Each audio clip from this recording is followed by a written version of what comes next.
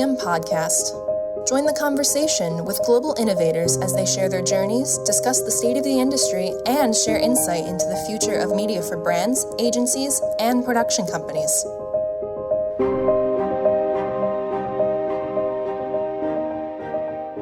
Hello and welcome to the Movidiam Creative Leaders podcast. Today I'm delighted to welcome Nikky Lyle, who is a creative recruiter and President Judge of D&AD. Nikky, welcome to the Movidiam podcast. Yeah, thank you. Thank you so much for inviting me, George.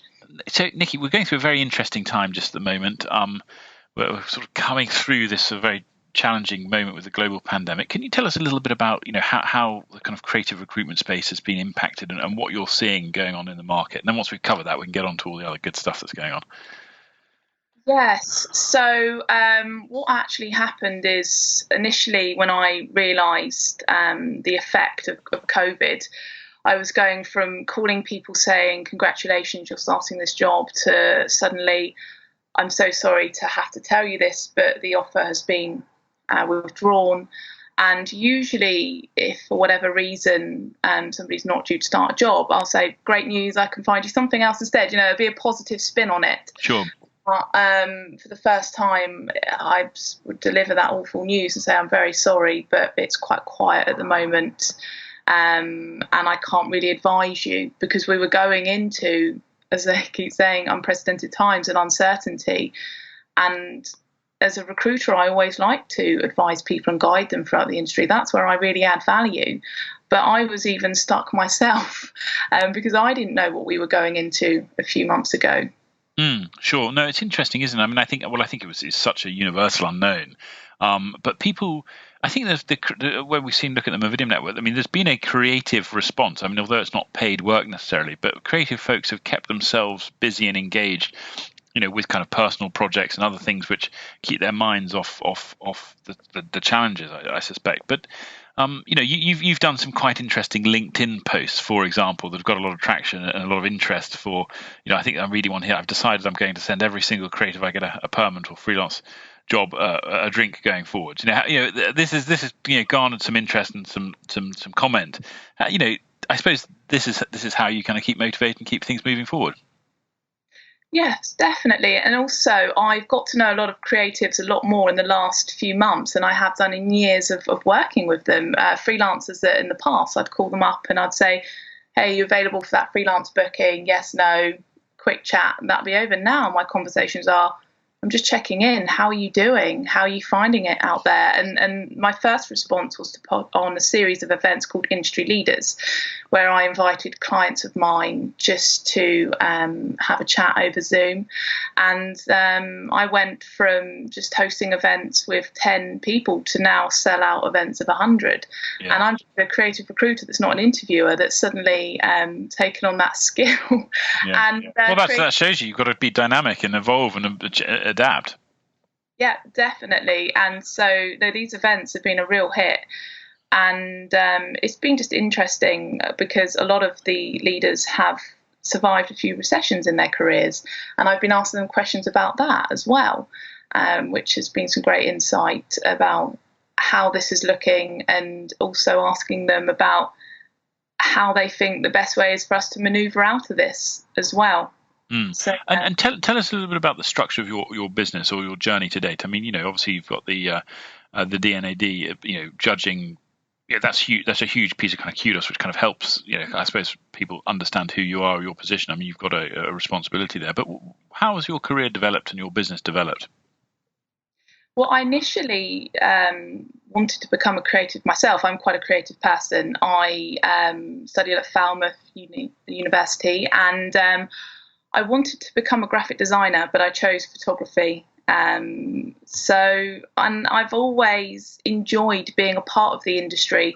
I fell into recruitment because my brother has his own recruitment company. And when I finished university, it wasn't long after the recession had hit, so there wasn't really many jobs out there. So I started working for him. And then I learned that I could combine my passion for the industry alongside recruitment. And it's just something that I've stuck at ever since, really. Yeah, and in terms of the D&AD, how did that come about, and how did you progress to judging those awards? So D&AD is linked to side hustles. So I identified that lots of creators that I was meeting with had these projects in their portfolio. And I thought, I wonder what we can call these. It was separate to the actual commercial work that they were producing within agencies.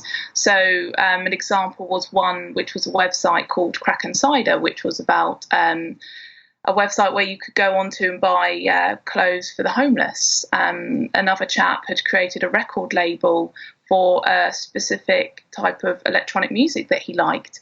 And so I thought, I wonder what these are called. And I met with Vicky Ross, who's an incredible copywriter. And she said they're called side hustles.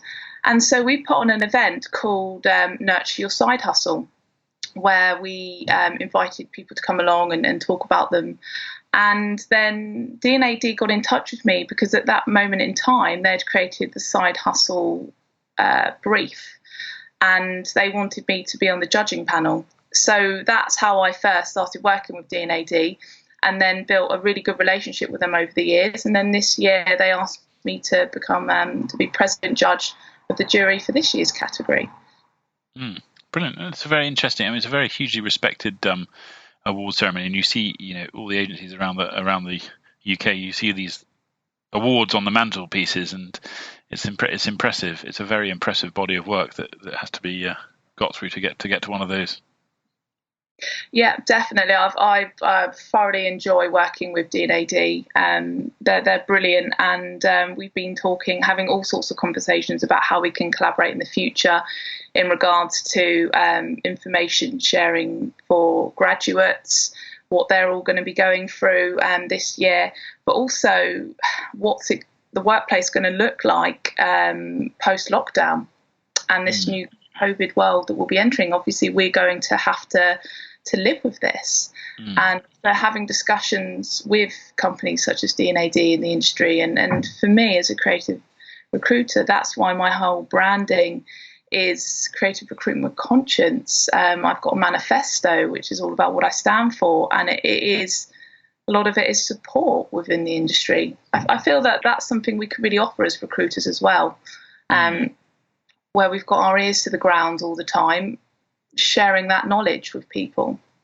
Yeah, no, it's interesting, isn't it? I mean, because I think there is certain sides of the industry that get a sort of perhaps a bad reputation for being a little bit too fly. Yeah. And how does your structure work? So do you retain brands as agencies as clients, or are you working specifically for the creative side of the business? So usually how it works is I'll work with a mixture of agencies, normally branding, advertising agencies, integrated, sometimes in-house client side as well. And then they'll just come to me with particular jobs that they're recruiting for, and then I'll go out there and find them talent. And how do you find the kind of ecosystem of finding talent? Is that about obviously to the physical face-to-face is challenging at the moment, but is it it's about portfolio sites, reviewing LinkedIn, your own network and database presumably of talent that you've worked with historically? I mean, what do you think the tool stack out there is like?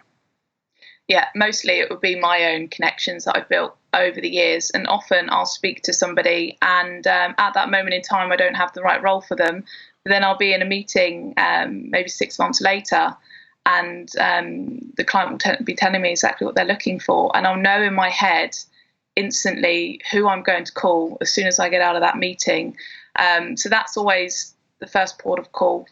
Also, LinkedIn is always a great place for people to reach out, but I always advise people with LinkedIn, as recruiters, we do get inundated with messages, and the best way to reach out to myself is to send me an email with your CV and your portfolio attached and a short bio about you, because just pinging a recruiter a message saying, hey, I'm looking, can you help? Then you're asking that person to research into you and to delve into you and who you are and who, what you're about. And you shouldn't be making people work to get you work. You need to basically almost spoon feed them the information with your application when you are reaching out to recruiters. So yeah, my own network is first call, and then LinkedIn connections, and then just referrals as well. It's very often that good people know good people. and I'll have recommendations from people's friends that I found, or flatmates or partners that I found jobs for in the past. Yeah. And how do you think the kind of industry is evolving? How do you think it's changing since you started in it? That's such an interesting question, because it's a topic that I've been speaking to countless clients and creatives about, actually. So there's going to be a real difference in the spaces that we obviously operate in.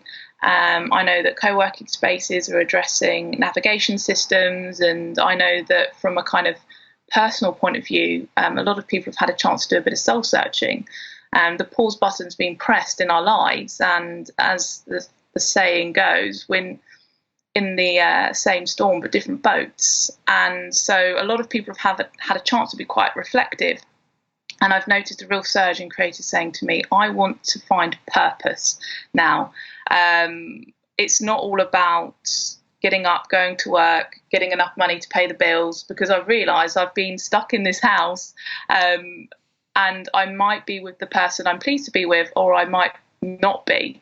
And after having a chance to analyse their current situation, purpose seems to be purpose with companies and brands and client work, and with individuals as well.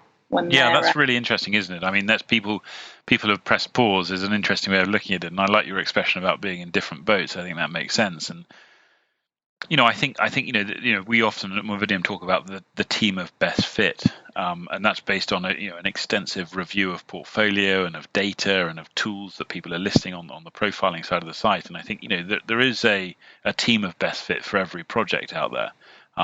And that's how you manage that, and also it's people's attitudes with being able to collaborate remotely. Like, how do you collaborate remotely? I mean, if the best DOP for this project is in Beijing, not in London, how do you collaborate with him on this initiative? These sort of things that we're finding very, very, very interesting. Yeah, definitely. And for the first time since setting up Nikky Lyle Creative, I've had a couple of freelancers working for me, and I've been so impressed with the work rate and the focus, and I don't think it's been impacted at all. People working from home, if anything, people are working harder.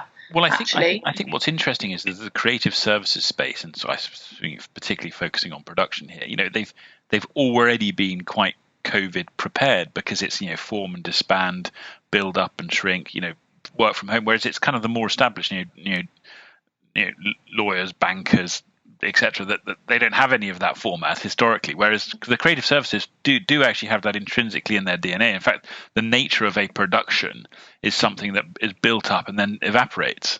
So it's much more agile in its kind of concept and development in the first place. So going into this environment where people are severed and away from each other, creative people actually seem quite resourceful and be able to handle it perhaps better than others. Yeah, definitely. And this is something that creative people working from home, they've been pushing for that for a while now.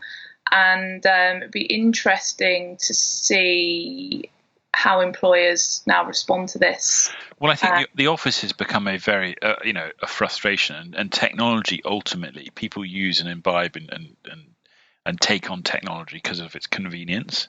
And when the office becomes so unbelievably inconvenient because you've got this distance you've got to stand from someone, and this time to get into it, and this cubicle that you've got to be in so you can't breathe on anyone, it's a very inconvenient environment. And so if you can just hop out of bed and onto a dining table and do your creative work, there's so much time spent more productively. Yeah, no, I agree with you. I think there's some people out there that have said to me they actually enjoy the commute to work. They like to be able to get out of their home environment and work. It's not always ideal when you've got children with you now.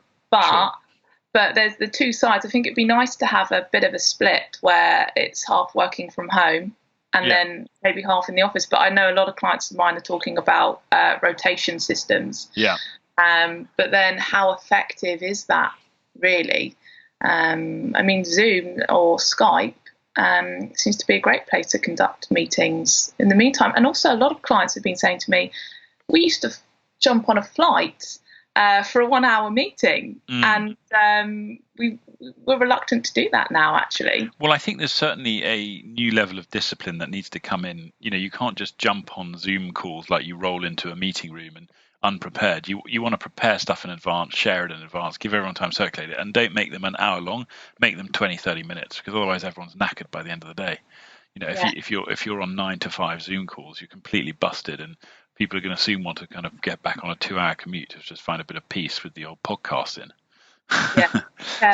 So I think the interesting thing is again, like always, it's the middle way. It's the blend of one another and the contrast of both that makes things interesting. And like a creative idea is the collision of two random points that, for whatever reason, they come together and it makes it amusing or interesting or a good commercial. It's a bit of both. And I think though the back to the D&A point, like the construction of a creative team is remarkably agile, and it's kind of like the A-Team. It's all these Hollywood movies that we're told about how teams are built, or Ocean's 11. Everyone's got their unique skill, and you want to pull them together for whatever that purpose is. You don't want to just put the same people together just because it's another job and another thing. Otherwise, the work doesn't get any better, and the judging remains boring. Yeah, true, definitely. And I think a lot of creators, and I think as people, we're quite sociable, aren't we? We like to be around other people and work within teams. But like you said, George, that it's very different when you're being put in a cubicle somewhere where you can't breathe on anyone, wearing a mask, all these restrictions, and that making it quite an uncomfortable. Well, it takes the convenience out, and I think that's a challenge. And then you get the business owners and the agency owners thinking, well, look, if it is so darn uncomfortable, and it's 20,000 square foot of prime real estate, why don't we get out of our lease or sell our office building and turn it into residential and build some other program? And I've sort of discussed the idea on a few other podcasts with the office of the future being more like the Apple store, somewhere where you go for an experience or an education moment or a bit of product information, but not somewhere you go and sit and tap away on a keyboard in close proximity to other people. So I think that the world has had this shared water cooler moment, and although I don't think the behavior will change overnight, you'll see certain industry. I mean, the software development industry has been far ahead on this kind of remote working piece, but others will take their lead now, I suspect. Yeah, no, I agree with you, definitely. Well, look, Nikki, it's been really good to sort of talk a little bit about your career and journey and how you're kind of navigating these times. And I'm pleased that there are folks like you in the industry to kind of help out, because I think also another thing that creative teams do struggle from is sometimes the kind of commercialization of their work. Even though they're brilliant, they perhaps less connected to the kind of commercial impacts and things like that. So it's the whole industry and support infrastructure of recruiters and other folks such as yourself that really help at these moments. So thanks very much for your time today on the podcast. No, you're welcome, George. Thank you for inviting me. You've been listening to the Movidiam podcast. Movidiam is a world-class network of production talent complemented by secure tools that blend hiring, communication, and payments. Find out more at movidiam.com.